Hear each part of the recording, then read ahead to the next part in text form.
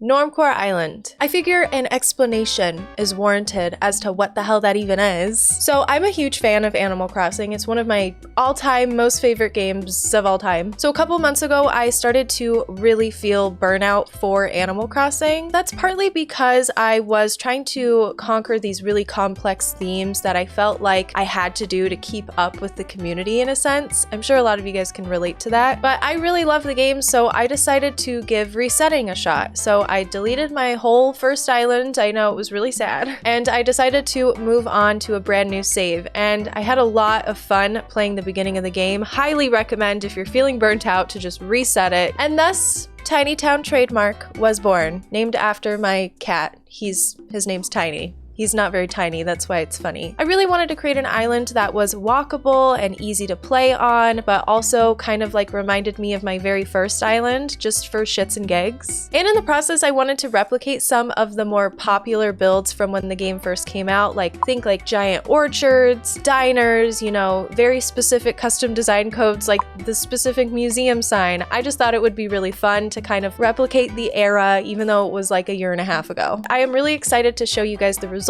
I'll quit yapping. I think it's time to show you what the island ended up looking like. First thing is first, I would like to show you guys what my map looks like. You'll see at the bottom here, it has my dream address listed if you would like to come visit, take some pics on Tiny Town Trademark, please feel free. It would make me so happy if you tagged me in said pics, so please do. As far as villagers go, we have Phoebe, Billy, Hornsby, Sprinkle, Bee, Pecan, Raymond, Meringue, Rolled, and Octavian. And we'll go ahead and get started here from Resident Services. So if you head down, you'll see I left you guys a bunch of prezzies. I wanted to make sure that you guys had a really cute outfit to walk around the island on, and of course a ladder, because if you're anything like me, you're gonna get lost. That's just how it goes. I don't make the rules. My island's not like that kind of an island though. I don't think you're gonna get lost, but just in case. And once you collect your presents and get your cute little outfit on, that will lead you into our orchard area. This is one of my favorites. I redid it a whole bunch of times. It originally was like 3 times as big.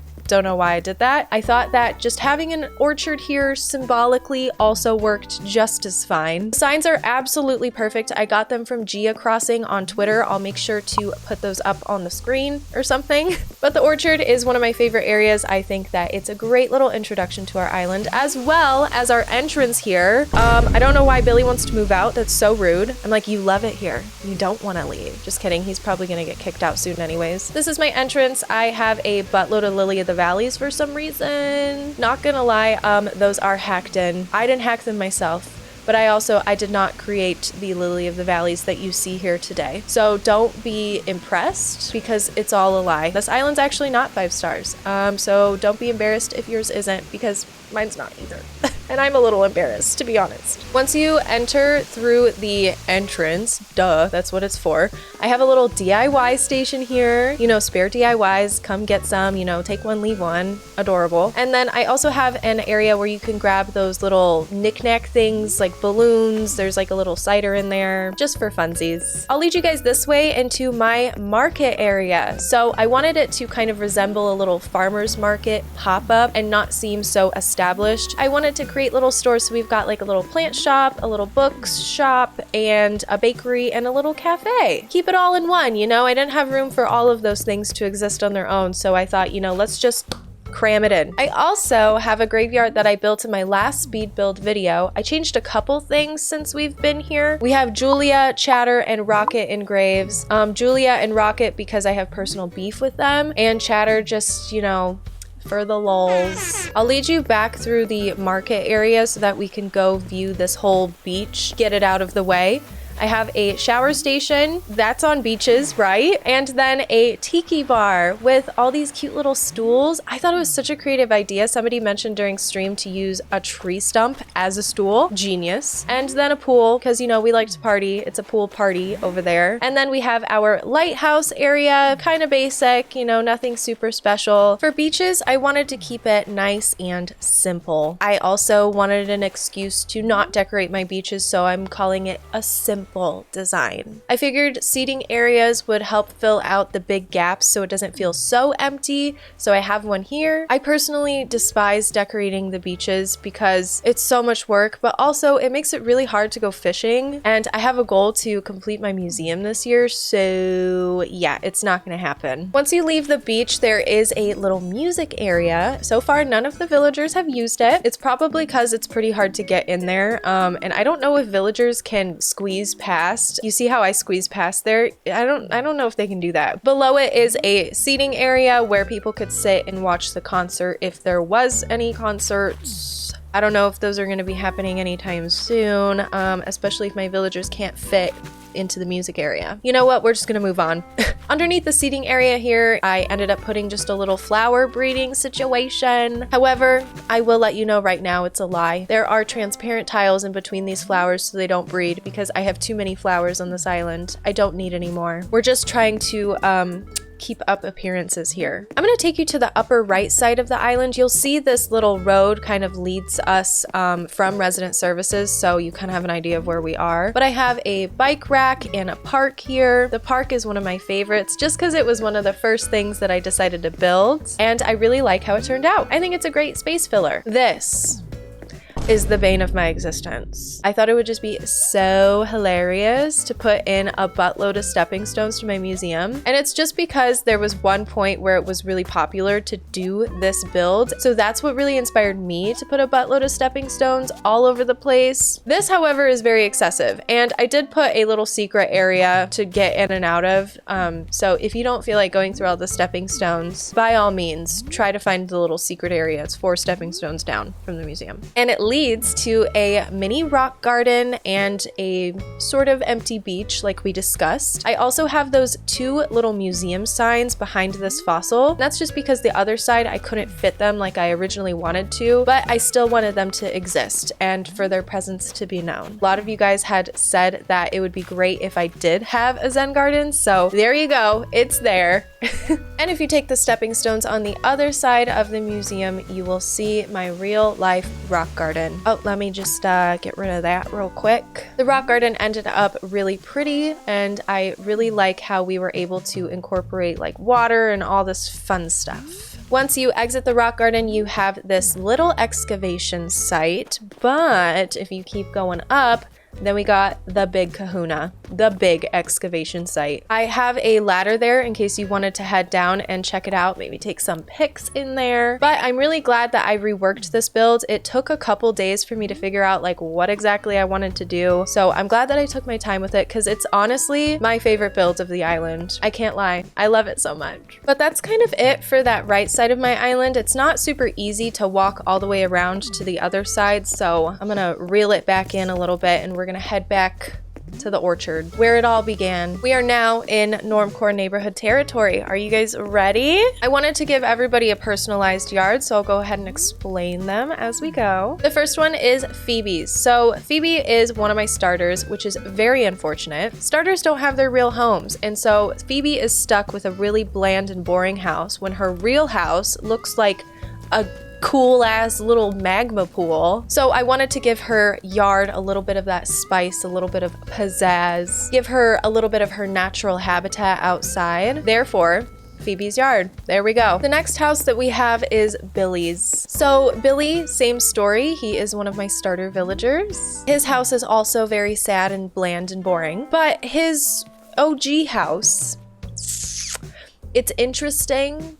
You know, we've got like manga library wall, trash, tissues. So I decided to run with his jock personality and give him a very jockey yard. I don't think you can really blame me, to be totally honest. We're gonna go ahead and move on up to the next round of houses. The first one being Bee's house right here. I just kind of thought since her name is Bee, we're gonna give her a bee farm. So there it is. You know, there's my creativity at work here. Hornsby's house is one of my favorite yards. Since Hornsby is one of my first villagers as well, he doesn't have his original house either, which is kind of a shame because I really liked it. So I did my best to kind of replicate that outside here. And so I decided to also stick with the Japanese bamboo theme for his house as well. It's one of my favorites. I really like all the colors and stuff. The next house we have to cover is Sprinkle. Sprinkle's interior has shell furniture. Great, it looks beautiful. I love that iridescent color, but what a shame that there is no mermaid furniture in her house. That would have been perfect. So I decided to put it in her yard and give her a little ice rink with little ice skates. Oh my god, it's so cute. I don't know, I thought it was very penguin. And then we have her counterpart Rolled. There's a big meme in the Animal Crossing community that Rolled is a Chad. If there was a blueprint for the alpha male, it's definitely Rolled. And for his yard, I wanted to give him a little bachelor pad, so he's got a bar, a little cooler, and a ping pong setup. It's adorable. I don't know. It fits his personality to me, at least. I think it's time that we move up to our very last tier, and we're gonna start here with Octavian's house. I really wanted to go the fish market direction with Octavian's house because I think that's what a lot of people would do, but his house interior just like, it totally messed me up. He has all space stuff. I think I did a pretty good job of incorporating that outside. I kind of went with this teen bedroom aesthetic, just because I kind of equated this whole spacey thing to maybe like, you know, he's young at heart.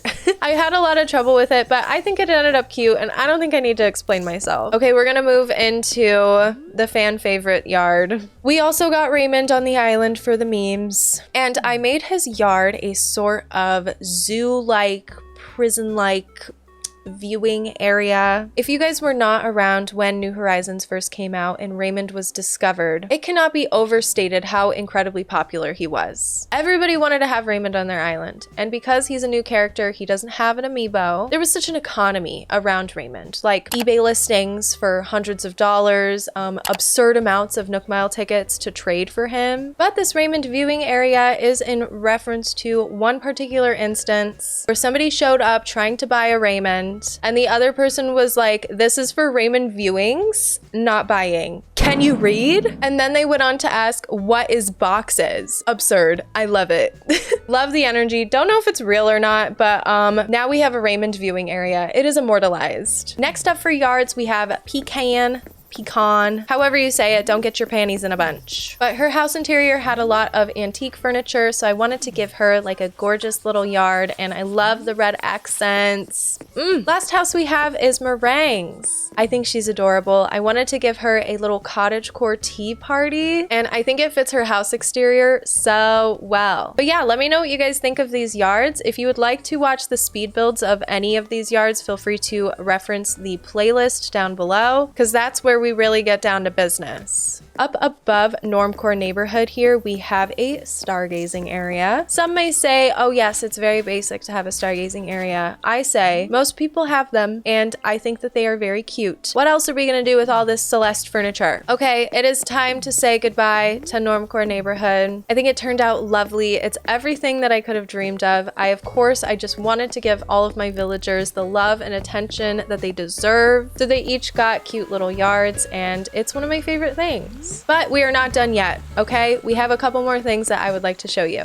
Love a good fountain centerpiece. And right below that, we have our diner. The diner furniture is great. I had never done a diner before in Animal Crossing, so I wanted to make sure that I included that because I feel like at one point in time, they were definitely very popular to have all over. So I wanted to make sure it was there, as well as the drive-in. And I love the inclusion of it on my island, especially next to the diner. I don't know, we just have a little like 50s-esque corner here. Underneath the drive-in, we have this beach. Again, keep it sparse, keep it simple. But I also did add a surf shop because I had nowhere to put surfboards. And I loved using the Festival stuff on the beach. I pretty much use it everywhere. It fits so well. It looks so nice. Okay, we're moving on from this quadrant or section of the island. And we're gonna go ahead and move into my Nook's Cranny and Able Sisters area. So I added a parking lot slash gas station to Nook's Cranny, and then some vending machines,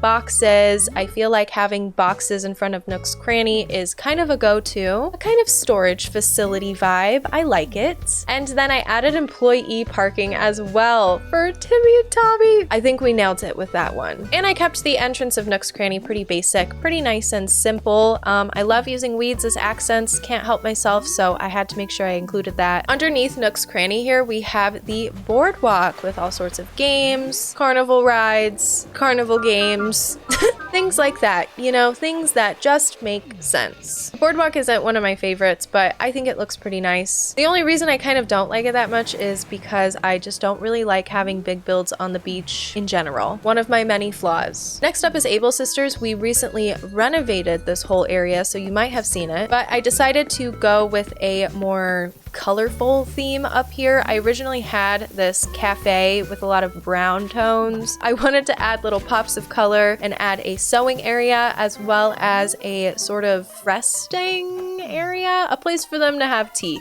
a tea and coffee stand. Reminiscent of the cafe thing, but again with my own little twist because I'm just so unique. We're gonna go ahead and move along. However, you are about to see the flower field, and I want to let you know that we're gonna get there eventually. I want to show you this one little area up top, and then we'll come back to our amazing, gorgeous flower fields. But I just want to get this one little area over with so we can give the flower field the full attention that it deserves. So our campsite, I kept it really basic. I haven't ever really done anything besides this for the campsite areas that I've ever had. I think that we have great camping, outdoorsy looking furniture, so I didn't want to go too crazy, and I kept it really nice and chill. And so, I mean, that's just what it looks like.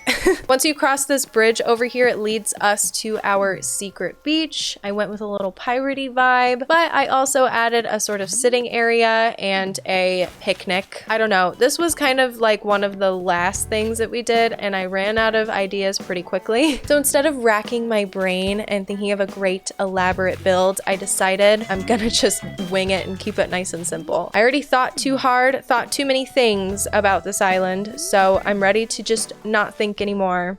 Are we ready for this rainbow flower fields? It's based off of Charmaine's Reddit famous flower field video. I took great inspiration from that for my first island, so I wanted to pay a little bit of homage to it. Walking through it really brings me back, gives me a lot of joy. Having a big rainbow flower field to me means I have my life together, even though the Twitch subs brought all of these flowers over, and I probably collected maybe 10 flowers on my own. Shout out Twitch subs for helping me out, making my dreams come true. Above my Reddit famous flower field dupe, I have a little plant stand.